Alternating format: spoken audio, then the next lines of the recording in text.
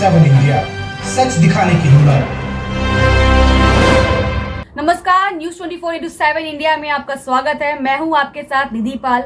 चलिए शुरुआत करते हैं आज की ताजा खबरों की। नाबार्ड योजना के तहत ईदगाह से मरहोटे सोलियान रोड के मुद्दे पर एक बार फिर मिडल मरहोटे के पब में बड़ी संख्या में लोग एकत्र हुए और उपायुक्त के खिलाफ जोरदार प्रदर्शन किया। पब्लिक मिडल मरहोटे ने अपनी चिंता व्यक्त करते हुए आरोप लगाया कि ठेकेदार केवल पैसा प्राप्त करना चाहता है और इस सड़क की कार्य प्रगति के पक्ष में नहीं है। लोगों का आरोप है कि अब 3 साल हो गए हैं और इस ठेकेदार ने शुरुआत में केवल मिट्टी का काम किया है, जिसके कारण हमारे घर क्षतिग्रस्त हो गए हैं और हमारी जमीन भी खत्म हो गई है। सोलिया की जनता ने कहा कि हमारा भी सपना था कि हम कार में बैठकर सोलिया से सुरनकोट जाएं, लेकिन दुर्भाग्य से इस ठेकेदार ने हमें हमारे घरों से बेदखल कर दिया और हमारी जमीनों से बेदखल कर दिया। पूर्व सरपंच मध्य मरहोटे जावेद चौधरी ने कहा कि हमारी आज़ादी के 70 साल हो गए, लेकिन हम आज भी सड़क से वंचित हैं। उन्होंने कहा कि इस ठेकेदार को दोनों सड़कों से जब्त किया जाना था, जो कि टोला मुमताज से मुंडेमर तक की सड़क थी, लेकिन जिला प्रशासन और विभाग R&B की लापरवाही के कारण ईदगाह से मरहोटे सोलियान सड़क पर इसे जब्त नहीं किया गया था। उन्होंने सीधे तौर पर कहा कि पुंछ जिले में 90% भ्रष्टाचार है और इस जिले में बिना भ्रष्टाचार के कोई काम नहीं होता है, जिसके चलते ठेकेदार ने काम सामान्य कर दिया और जनता को काफी परेशानी हुई। और यह कहते हुए दुख हो रहा है कि ये ठेकेदार शहजाद खान मरहोटे के लोगों के गरीब समझकर काम नहीं करना चाहता था और इस सड़क पर पंचायत योजना की राशि से 9 किलोमीटर का काम हुआ है। इस समय इस सड़क पर एक यूकोर्ट था। मुझे नहीं पता कि डिप्टी कमिश्नर तक कैसे पहुंचे, यूकोर्ट को कैसे हटाएं और ठेकेदार को फर्जी बिल का भुगतान किया जाए। वह सोलियन मिडल मरहोटे की जनता से इतनी दुश्मनी क्यों कर रहा है।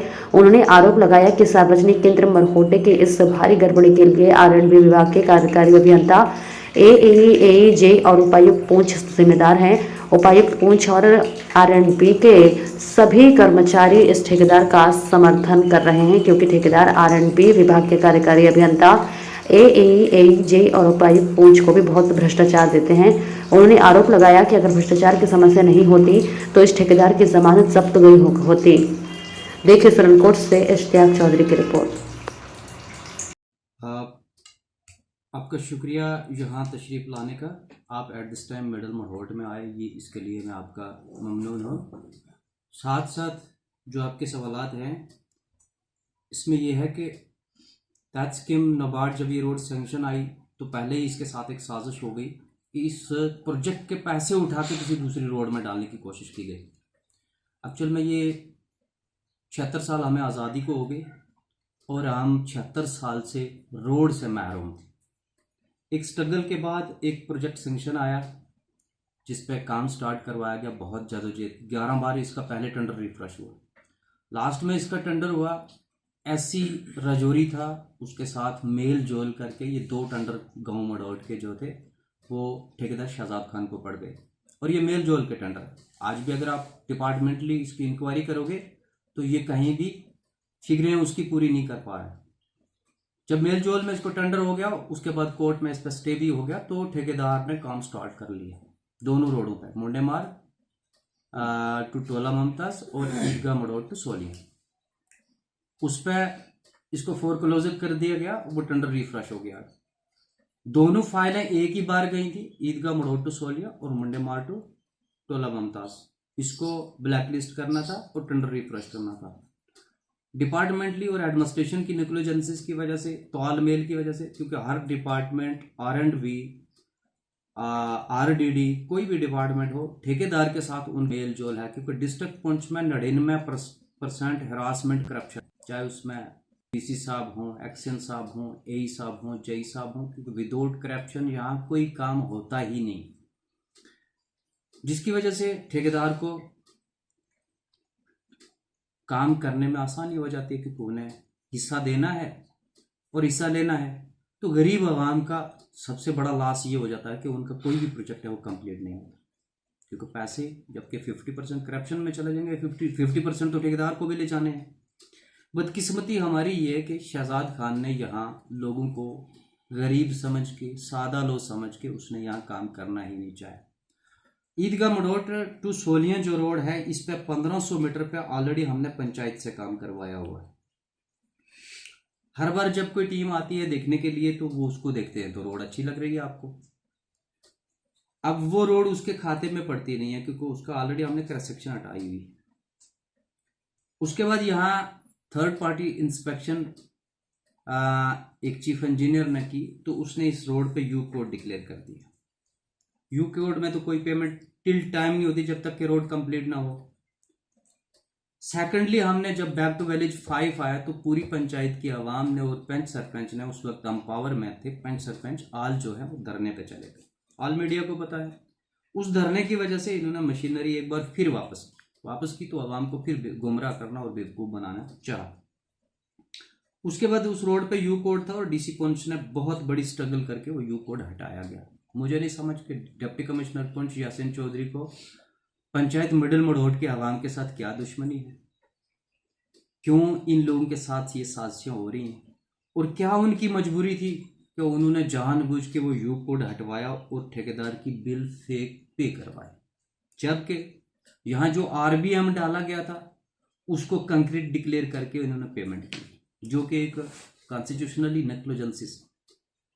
डिपार्टमेंट में कोई है नहीं, सबके सब पैसे खाने के चक्कर में लगे हुए हैं, जिसकी वजह से मेरी आवाम जो है वो सफ़र हो रही है और आवाम की जो हकूक़ है वो ख़त्म हो रहे हैं।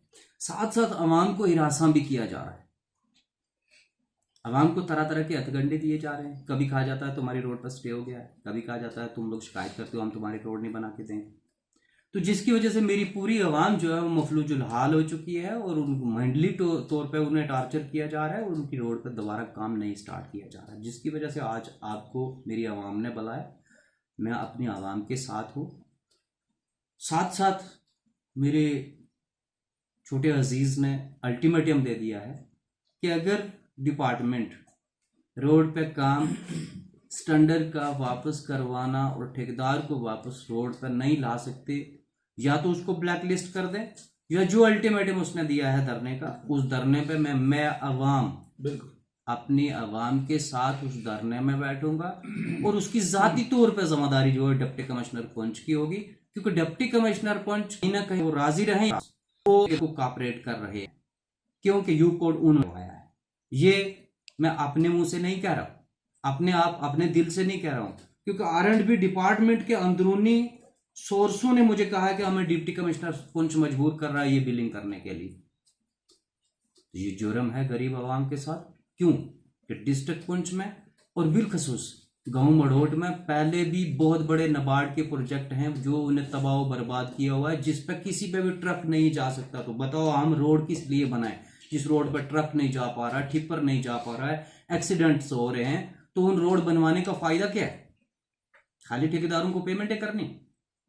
ये एक इंतहाई बड़ा जुर्म है और ये गरीब आवाम के साथ एक सोतीला सलूक है और ये साजिशें हैं। हम इन साजिशों को नाकाम करने के लिए हर तरह के हथकंडे अपनाएंगे और किसी से बाज नहीं है।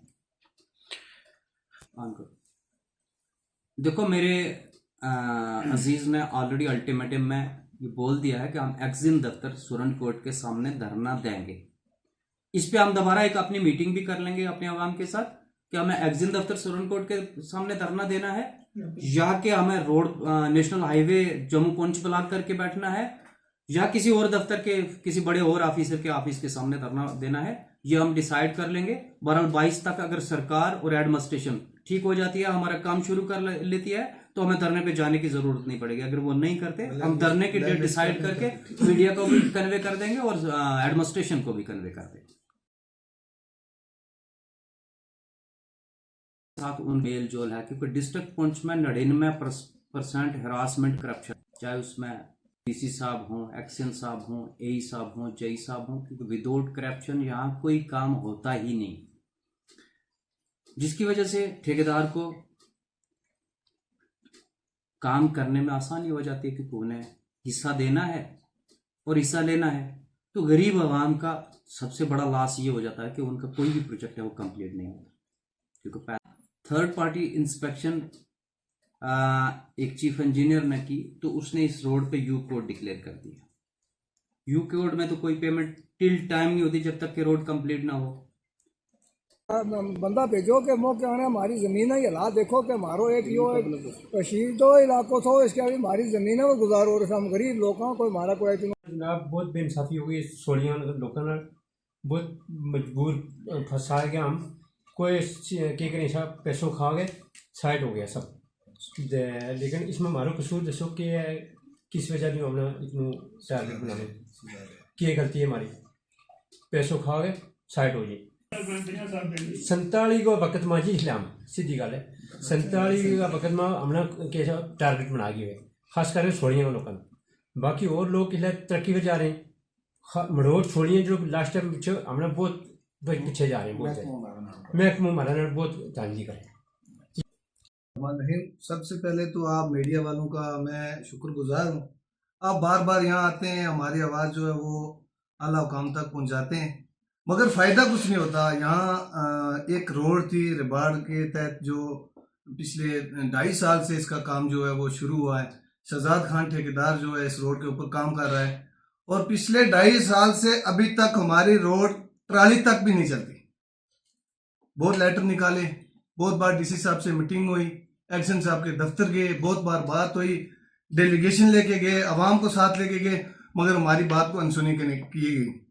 मैं डीसी साहब से एक बात पूछना चाहता हूं कि पिछले 2 साल से हमारा काम नहीं हुआ तो हम बार बार ये कह रहे हैं कि इस ठेकेदार को ब्लैक लिस्ट करके हमारे टेंडर को रिफ्रेश करके किसी दूसरे ठेकेदार को ये हमारा काम दे दे।